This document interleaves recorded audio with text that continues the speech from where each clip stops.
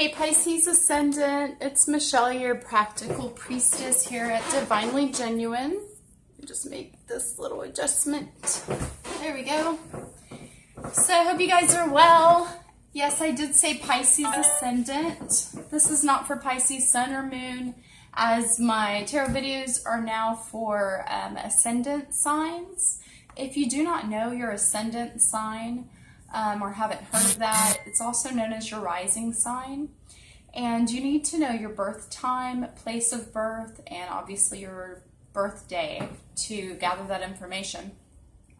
And what you'll do is just Google your natal birth chart or go to astro.com and enter in that information, and a will come up, a natal birth chart that is similar to this. It will be divided into 12 triangles. This middle line that splits the circle is called the ascendant and the descendant. So the ascendant will be this first house. There's also a graph at the bottom that'll say AC, and then it'll have like Virgo, Taurus, Pisces, whatever it may be. Okay, so that's how you figure that out. It's so important in astrology, so please work to find out your birth time. It's so important. It sets up the whole chart, your ascendant. And it's basically where the sun was ascending or rising at the time of your birth and when it was descending. Okay, so with that being said, we are here, Pisces Ascendant. I'm starting with you guys this time. Y'all always have to be last, and I don't like it. So with Mercury in retrograde, I'm going to start from last with you guys and work my way to Aries. So I have communed with spirit and blessed the deck. I've burned the sage. I have some crystals working with me as well. And I'm going to go ahead and start using my Tarot Illuminati deck again.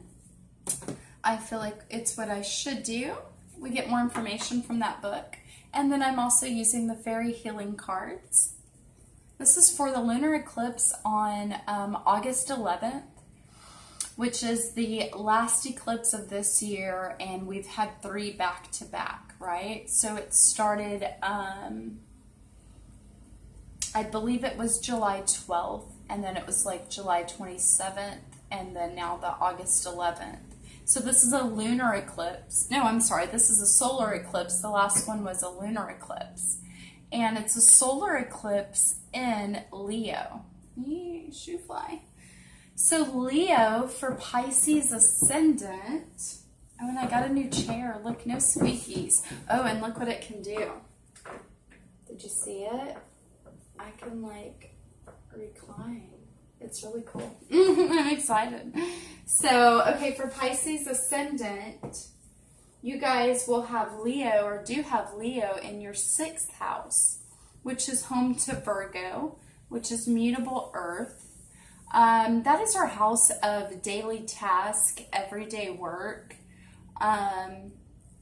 It's also our health. It's our service to others. It could be your coworkers would be seen there.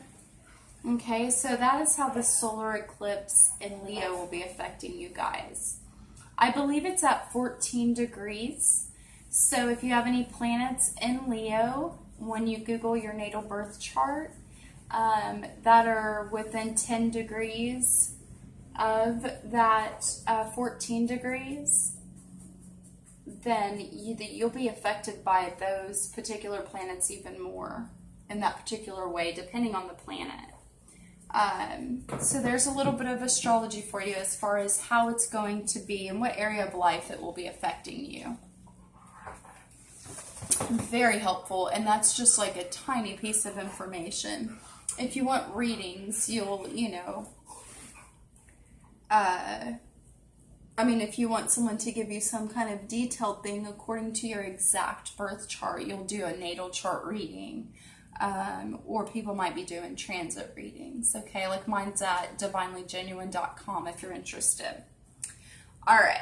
So Pisces Ascendant, let's see what the cards have in store for you during this solar eclipse in Leo.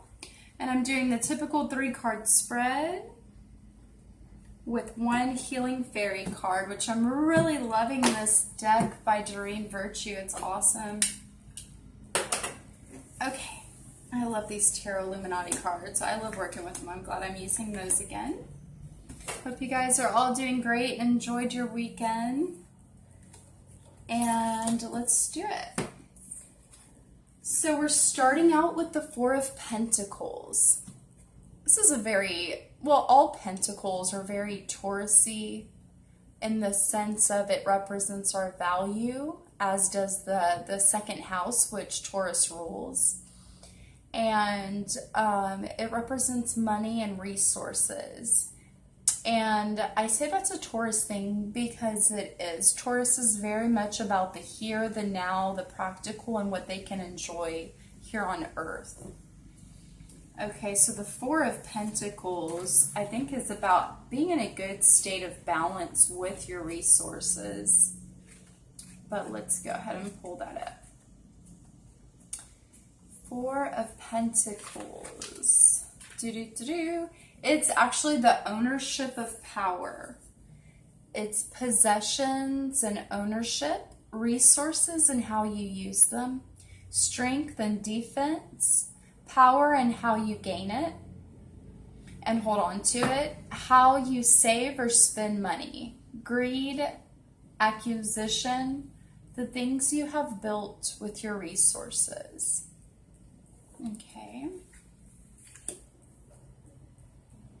Okay, so now this solar eclipse, like I said, is affecting your 6th house, which is your daily work, daily task, and service to others, which affects what you're offering and value and reflecting back with resources.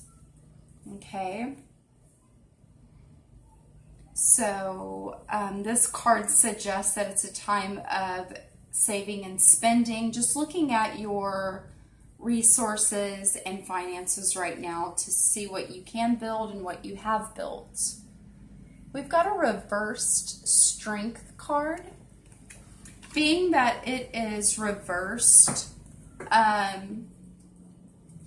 it means that there's a bit of a block in connecting to what that card is. In this case, it's your strength.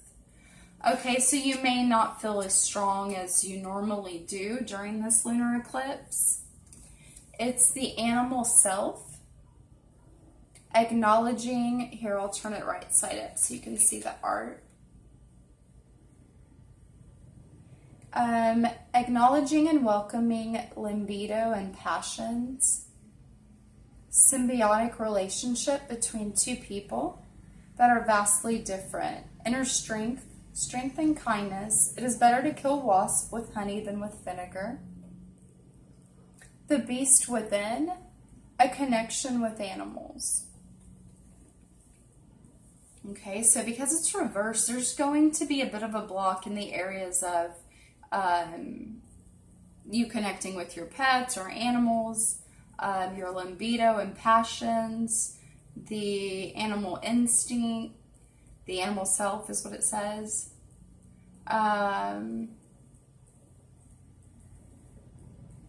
Inner strength and kindness. So there's just a bit of resistance with these things right now during this lunar eclipse. So you may not feel the strength in being able to balance your finances right now. So you may have to try a little harder. I mean, it doesn't mean you can't. It means you have to try a little harder. You may not feel like you have the strength to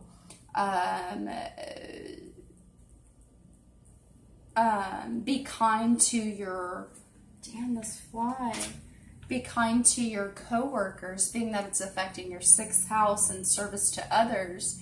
And it's strength and kindness, yet there's a block. So it may get a little like tense at work.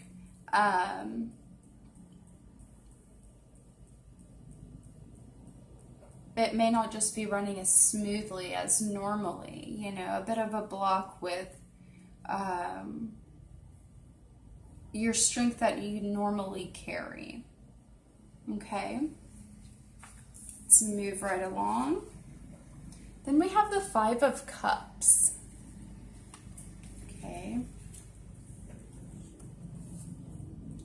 It should be noted that the Strength card is a major arcana card. Which suggests major change. You're just not feeling as strong as you normally do, you know? And that's okay, because thankfully it's passing. This isn't something that will be here a while or not. The River of Tears, grief at loss, mourning and ending, despair, loss of a loved one, emotional hurt, knowing that grief serves a purpose, respecting the grief and loss of another, sadness being temporary. Okay. So something goes down here, okay? I feel like maybe a lot of you maybe be going through a change with your finances in the way of losing your daily job or daily task, which provides you with, you know, this reverse strength, not feeling like you have the strength to get through that, but of course you do. And then comes this grief. For others of you, it can be, you know, resources are what we value in ourselves. So it could be then that we're just not feeling as strong and confident in ourselves and with our own values, and can feel a little sad, depressed, and secluded due to that. Okay, which you just have to get back to balance. It's all good. Others of you, it can be affecting something a little greater with people you love and experiencing a real loss with, you know, a death in the family or friends, and having to look at your finances for maybe for providing services for that type of thing, and not feeling as strong to handle all that. So whatever it is, whatever comes about, and I do not like to spread fear or worry. The point of the cards and astrology is to guide us so that we are not falling victim to life's ups and downs and transits, or but so that we can work with the transits and work kind of, you know, it's for guidance. So it's exactly that. You use it for guidance. Now, we have to keep in mind that what is also at play in our hologram multidimensional world is the law of attraction. And so what you manifest is what you're focused on. Okay, so don't let any worry or fear be the leading thought of your mind this week after this reading. Yet instead, understand that it could be something as little as, it can be something very little, but just, you know, it can be a day where you spent too much money and you feel bad about it and become depressed, you know. But whatever it may be, don't manifest it by worrying. Yet understand that it is only with this transit. All will be okay, and thankfully, our world is working in our best good.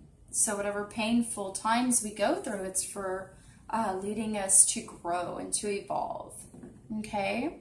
And so the advice you have, Pisces Ascendant, for the solar eclipse in Leo on August 11th is family harmony. Okay? And let's see what that has to say for you. And, you know, that's when we feel like, you know, whoever you consider your family is who has you back and who makes you feel better in these times. Family harmony. Your relationships with family members are healing as you hold loving thoughts and feelings about the souls involved, including yourself. You experience genuine harmony within your family. Every person in your life is affected by your beliefs and expectations, including your family members. By drawing this card, you are counseled to hold positive and loving thoughts about anyone who seems to have irritated or hurt you. The more loving energy you send to each person, the more love will be redirected back to you. Have patience, you're beginning to feel a great healing occurring in your family relationships. The fairies ask you to think of 3 reasons why you are grateful for each member of your family. If one person seems to particularly frustrate you, think of 5 reasons why that person is worthy of love. Send blessings and prayers to that person, and your relationship